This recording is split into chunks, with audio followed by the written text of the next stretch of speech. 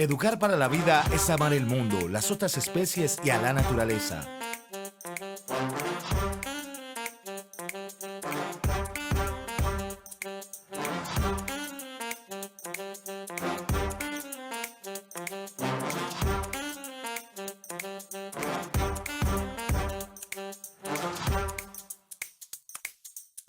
Es dejar el mundo en las mejores manos.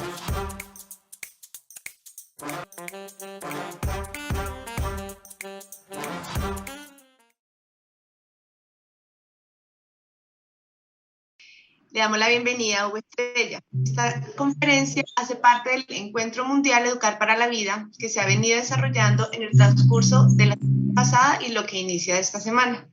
Bienvenido de nuevo, Hugo. Permítame presentarlo.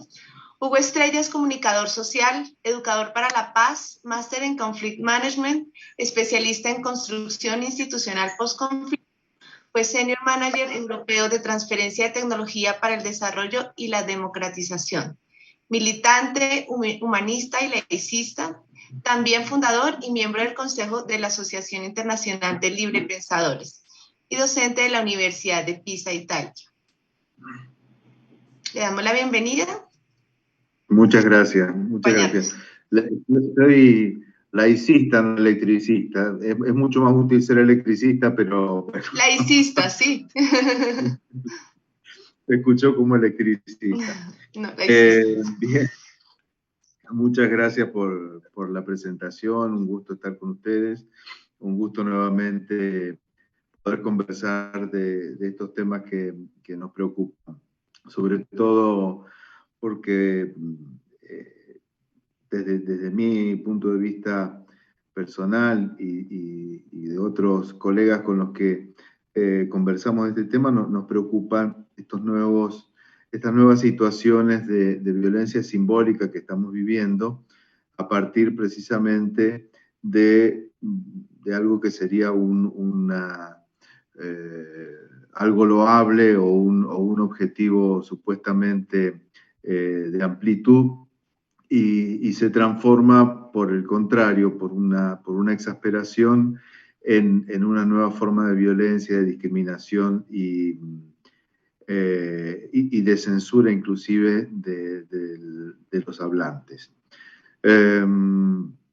Pensábamos vivir en una sociedad que había superado una cantidad de problemas graves de discriminación, en modo legal habíamos llegado y hemos avanzado muchísimo en garantizar nuevos derechos, en ampliar la legitimidad de nuevas formas de relación, o viejas formas de relación, pero que ahora se legitiman, como por ejemplo los nuevos tipos de familia y demás, nuevos matrimonios que antes no estaban permitidos, como el matrimonio entre personas del mismo sexo y demás. Y un gran espacio y un gran respeto por la diversidad sexual, por la inclusión de la mujer en ámbitos en los que antes se encontraba vedada o separada o en un segundo término y demás. Y en definitiva, una situación que aparentaba ser de conquista de estos derechos por estas luchas de nuestras sociedades para ampliarlos, para volverse más inclusivas, más igualitarias y demás, cosa que viene desde la noche de los tiempos, pero más en nuestra generación sobre todo, a partir de los años 60, de las luchas del 68 y demás, y muy especialmente con el final de la Guerra Fría parecía que estábamos ampliando una cantidad de derechos y libertades que estaban oscurecidas por la confrontación ideológica que se vivió a partir del final de la Segunda Guerra Mundial. Para unos, para el bando occidental, garantizar ciertas libertades, ciertos derechos era una cuestión, o meramente ponerlos en cuestión, era una infiltración comunista, y para el bando oriental, llamémoslo, las libertades y las garantías básicas eran una cuestión formal.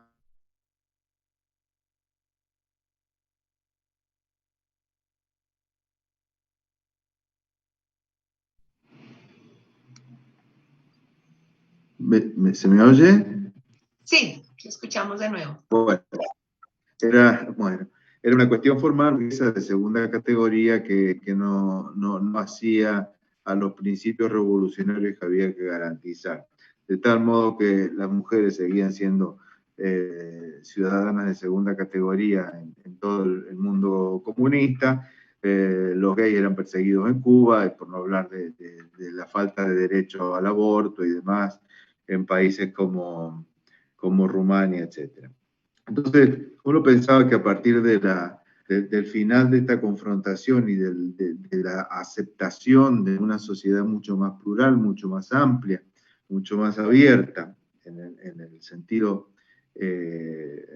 moderno de la sociedad abierta, sin embargo empezamos a ver, sobre todo en zonas de la América Latina y de España, a partir del idioma español, así como en otras partes del mundo hay una reacción anticientífica, empieza a ponerse de moda un modo de entender la realidad que desprecia a la ciencia y la ciencia y la tecnología, y la considera invasora, la considera modalidades de imposición de una visión del mundo, etc. Lo que se llama un relativismo moral. Aparecen estos movimientos antivacunas.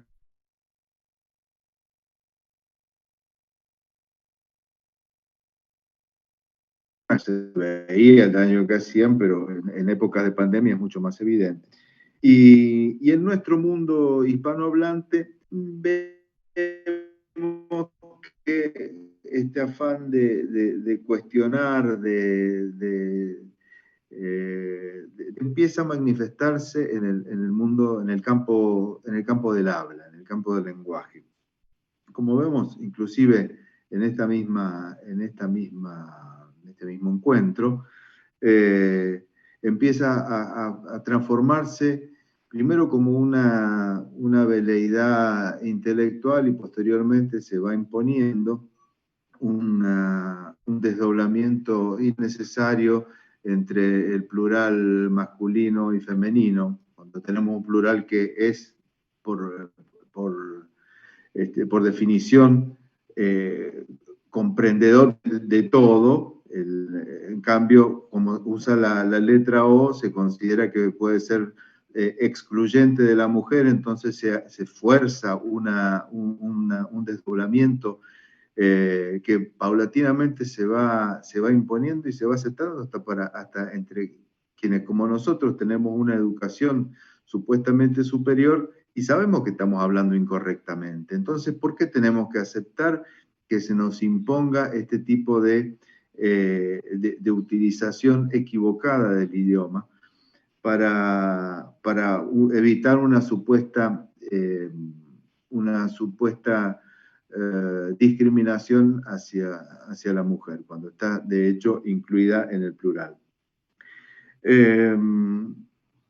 Esto empieza así y luego ocurre lo que ocurre naturalmente. Siempre hay alguien más que se va a sentir excluido. Entonces, quien no se siente representado ni como masculino ni como femenino también dice: y a mí no me hablan. Entonces se crea una tercera vía para incluir a quien sería una persona con un género neutro, y se fuerza esta invención de utilizar la letra E como si fuera un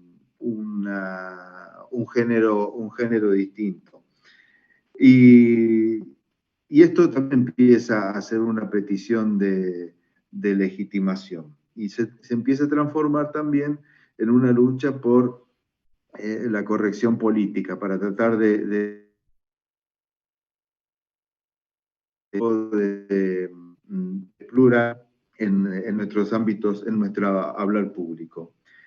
A quienes sentimos que este tipo de imposiciones nos están privando de algo, de un tesoro tan importante como es la herencia de la lengua, y nos están imponiendo un modo de hablar, un sociolecto que es minoritario, que no está hecho por el modo de hablar de la gente, que no está hecho por la tradición ni la corrección, sino que solamente empieza como una imposición de un pequeño grupo que se transforma luego en una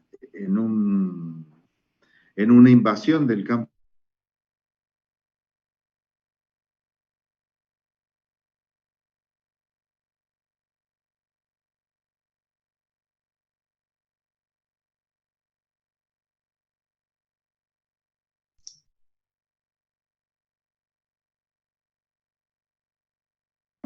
Imponiendo una visión de la lengua, que primero se genera el problema de la sintaxis, entonces también nos lleva a una inconsistencia sintáctica que tiene que ser modificada, y finalmente, entre semántica y sintáctica, el problema de la tópica, o sea que lo políticamente correcto también nos va a decir sobre qué debemos hablar y qué debemos callar, porque aparentemente hay cosas que se transforman en ofensivas para ciertos sectores de la sociedad, entonces también tenemos que renunciar a la libertad de palabra y a la libertad de expresión para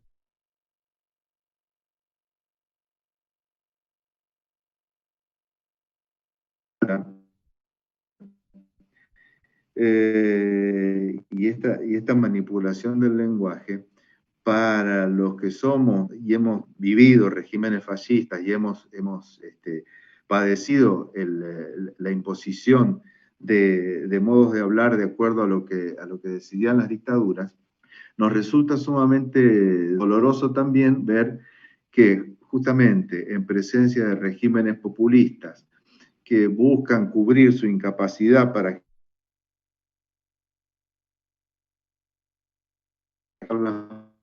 las formas y las esencias democráticas y finalmente su incapacidad para gestionar las economías de los países a los que someten, como está pasando en casi toda América Latina, nos preocupa ver que esto ya sucedió. Entonces es como un retorno de las partes oscuras de la historia. Hubo, en este caso, hay dos estudiosos que quiero mencionar porque creo que dieron en el clavo. Uno, en épocas de posguerra, un lingüista alemán, judío alemán, Viktor Klemperer, quien tan temprano como en 1947 escribió un tratado muy interesante que se llama LTI, que es la lengua del Tercer Imperio, y analizó cómo el nazismo fue ganando adeptos y fue imponiendo su visión del mundo precisamente a través de la manipulación del lenguaje. Klemperer estudió, como ya era una persona preparada en este campo,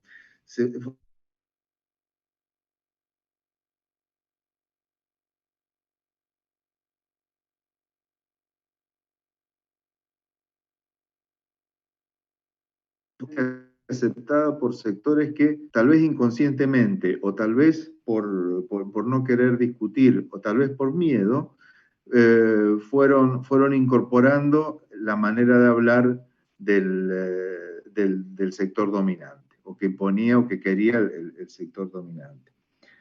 Ahora voy a abundar en Klemperer porque creo que es fundamental para esto. Y por otra parte, la estudiosa francesa actual, Elisabeth Roudinesco, que en su último libro, Le Roi comme soi-même,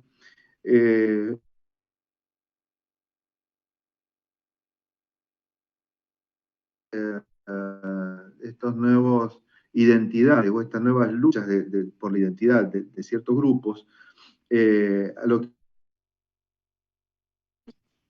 y es muy interesante esta manera de verlo, porque ha habido una transposición.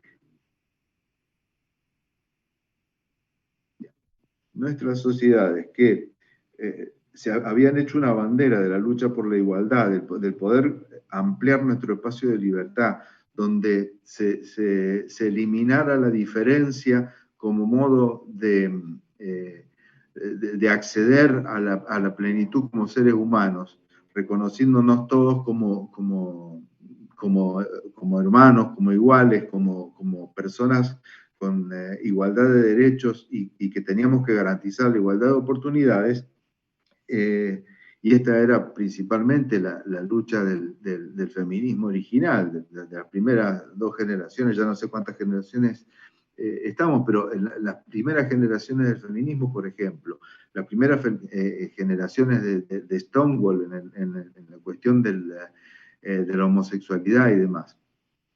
Las luchas de los negros, la lucha de los latinos en las sociedades, de las minorías en general, en las sociedades multiétnicas, ponían precisamente el énfasis en ser una lucha por la igualdad.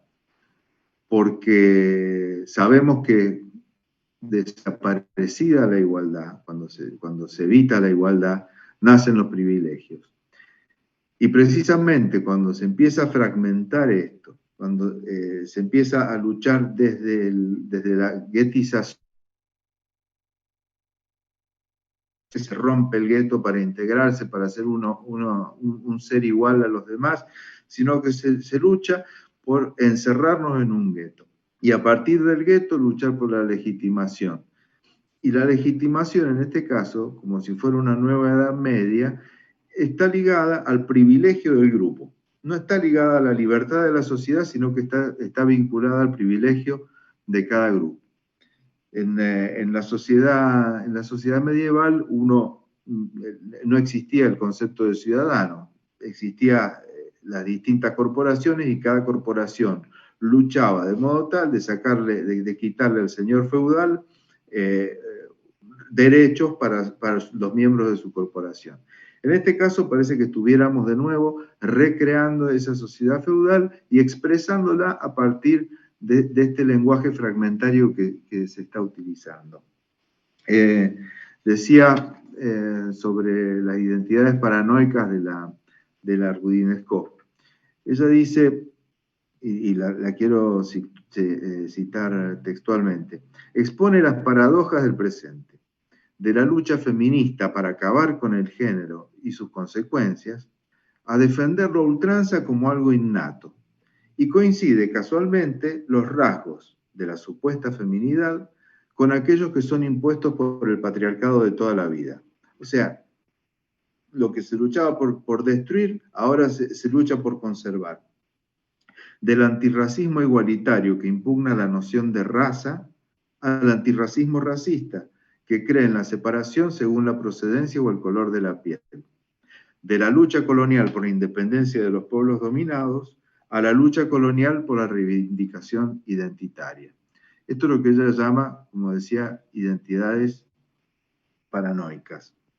Hemos pasado de las identidades asesinas que llamaba Amin Maalouf con respecto a los grupos militantes religiosos que cometen atentados y demás, a las identidades paranoicas.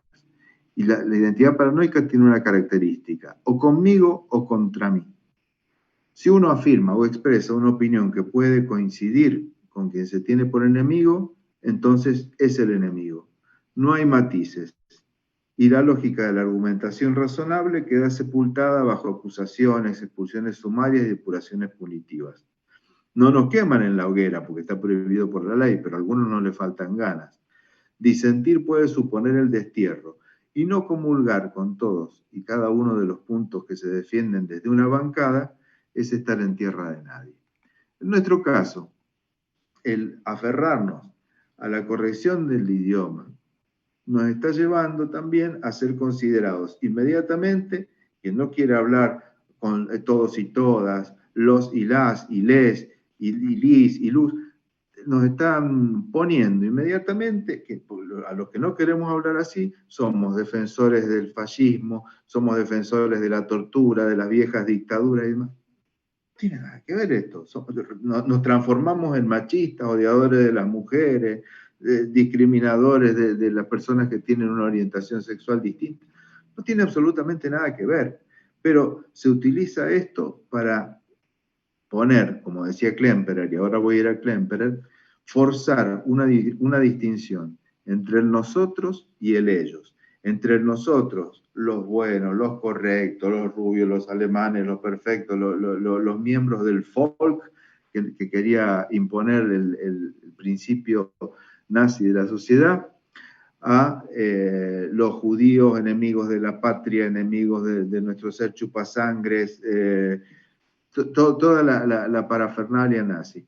Eso también se trasvasa y se transporta a la sociedad actual y se aplica en este modo de hablar, en estas características, en estas categorías que se nos imponen como caballo de Troya, decía, a partir del uso del idioma. E inclusive gente como nosotros que sabemos que estamos hablando mal y lo admitimos. Y se nos impone hasta en los ámbitos académicos.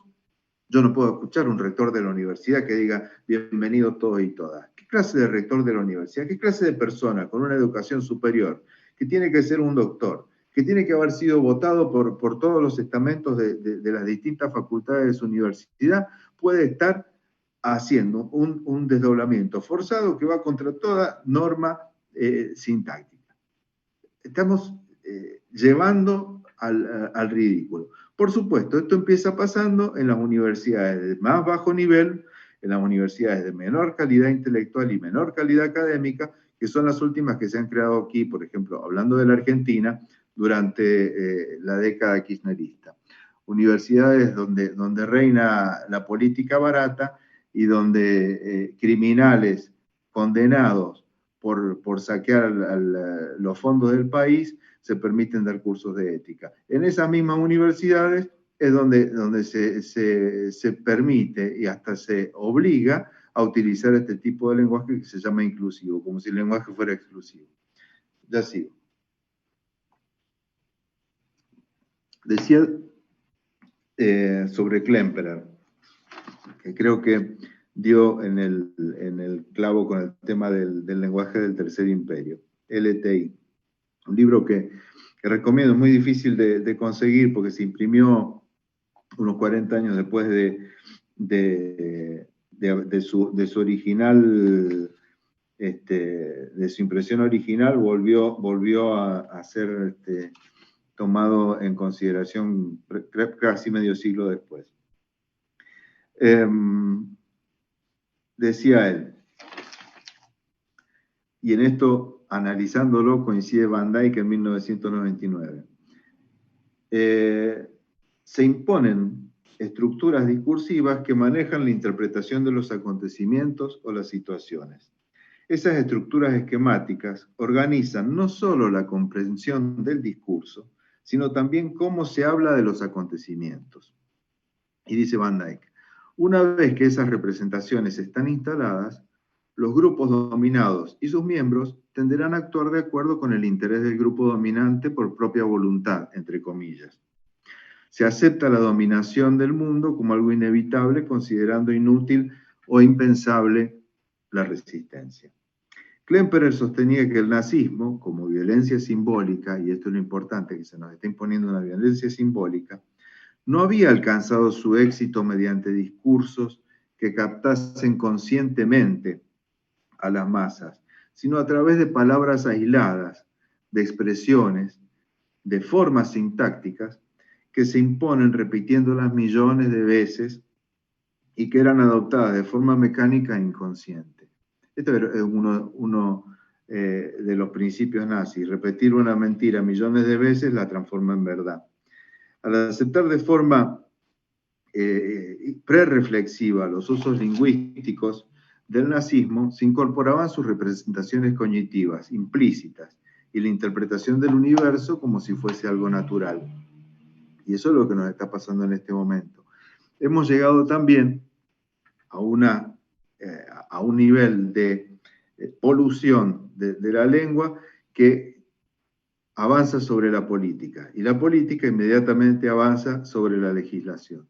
Entonces tenemos el caso de la mujer, por ejemplo, que para eliminar la violencia contra la mujer, en vez de tomar medidas que sean prácticas, que sean claras, con la protección jurídica de la mujer, llegamos a manejar el lenguaje de tal modo que se crean figuras que la extraen del género humano.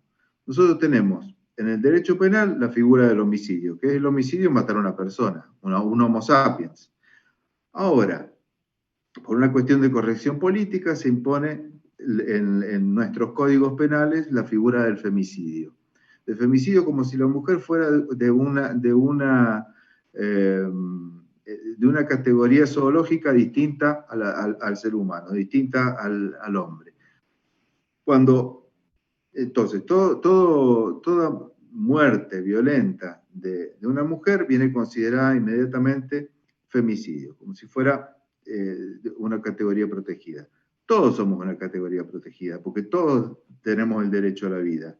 Y no necesariamente la muerte de una mujer significa un femicidio, porque el femicidio debería ser, como principio legal, la protección de una persona de sexo femenino en situación de indefensión, en situación de dominación por parte de un tipo violento o de una persona violenta. Sin embargo, hemos llegado por este exceso de corrección política, influyendo sobre la política, influyendo sobre la ley, al caso famoso en 2018, una pareja de viejitos de España, que la señora padecía hacía muchos años una enfermedad neurodegenerativa y estaba sufriendo indeciblemente, y por no tener España, a pesar de su gran corrección política, una ley de eutanasia que le permitiera a la mujer terminar con ese sufrimiento, le pidió a la persona más amada, a la persona más capaz de ayudarla a terminar con esto, que era su marido, que se pusieron de acuerdo en un pacto que él le ayudara a morir lo que el Estado le estaba negando y que la ciencia médica tenía la posibilidad de hacerlo. Bueno, el hombre, con todo el dolor del mundo, destruido por perder al amor de su vida, la ayuda a morir. Le da el método de terminar con el sufrimiento. ¿Qué pasa con este hombre? No solo es juzgado como un criminal, pongamos porque la ley dice que no se debe ayudar a nadie a morir por más que te lo pida, sino que es llevado a un tribunal de violencia de género. ¿Por qué? Porque es el marido que mata a la mujer, entonces se considera una violencia de género y se lo trata como si fuera un macho pegador que lo único que ha hecho es una persona que ha amado hasta la entrega total de perder al ser más querido, y se lo juzga como si fuera un macho violento, asesino y demás. Esto nos da la pauta de la inconsistencia de esta manera de ver el mundo que se impone, que pone a la mujer ya como un ser fuera de la categoría humana. Y también tenemos, y esto es otro caso que me gusta resaltarlo porque nos muestra la locura a la que hemos llegado con este tipo de imposiciones.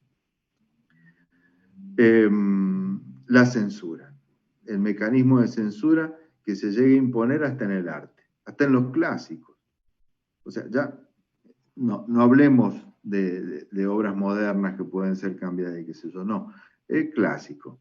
Pasó que Carmen de Bizet, una obra maestra, una obra bellísima del amor, de la música y de la literatura, se cambia el final porque no puede terminar en un femicidio. O sea que hay alguien que decide que un clásico está mal. ¿Cómo decir? Bueno, está muy mal la violencia sobre las mujeres. No podemos hablar más de la Ilíada porque parte con el rapto de una mujer, el rapto de París, llevándose a Helena de Troya. Entonces, esta barbaridad, esta sin razón, nos está imponiendo una violencia y una incapacidad ya hasta, no solo de gozar del arte, sino perdemos hasta la posibilidad de la sátira, perdemos la posibilidad de mirarnos a nosotros mismos, del hablar de nosotros mismos, del entender que todo esto que pasa y que esta violencia contra la mujer o contra el que sea, contra el inmigrante, contra el negro, contra el judío, contra el pobre, contra el rico, lo que sea, esas son violencias que tenemos que expresarlas, que tenemos que analizarlas, que tenemos que ver por qué pasan.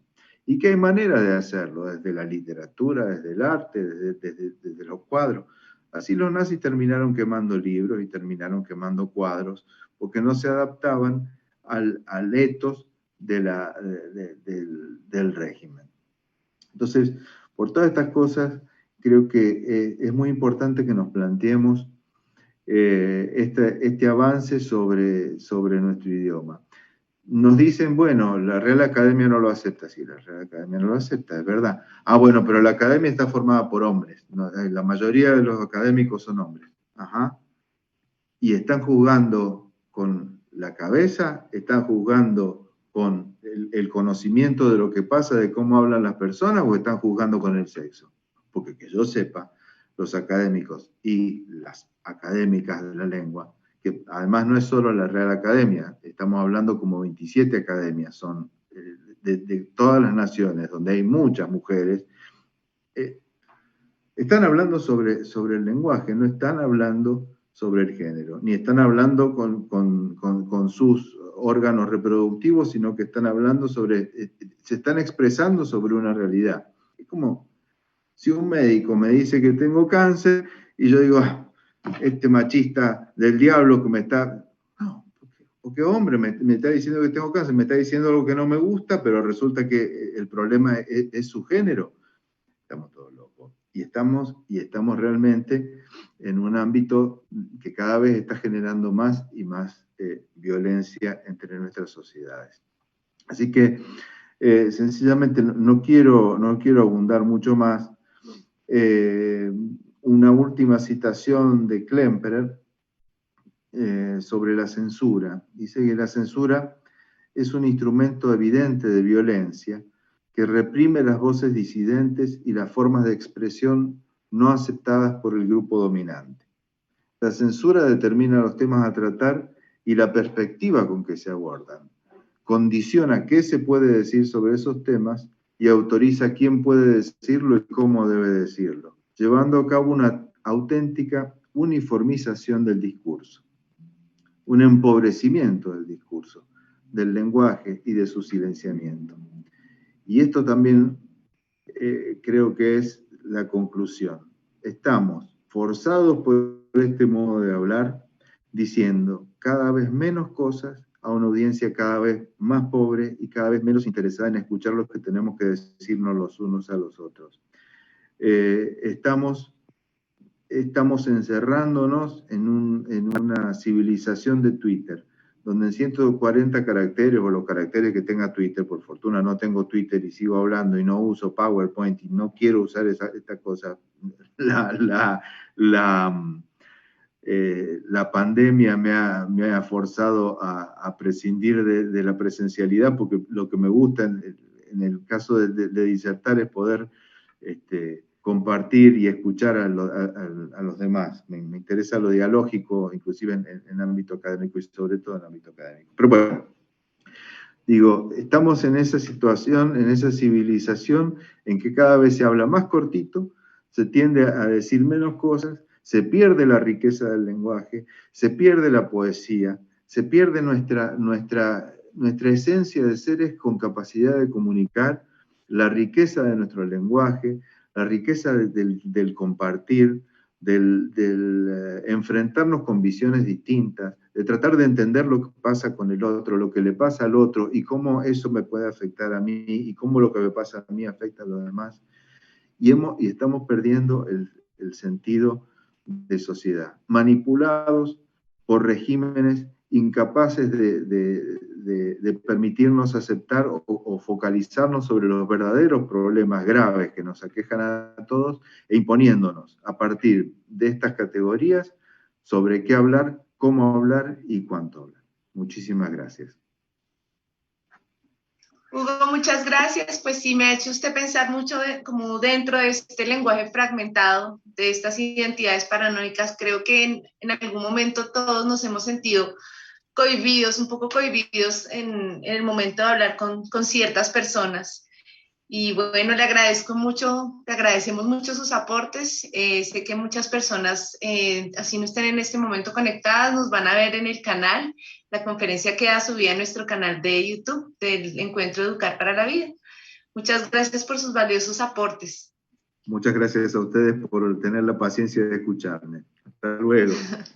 Bueno, hasta luego. Un buen día. Hasta luego.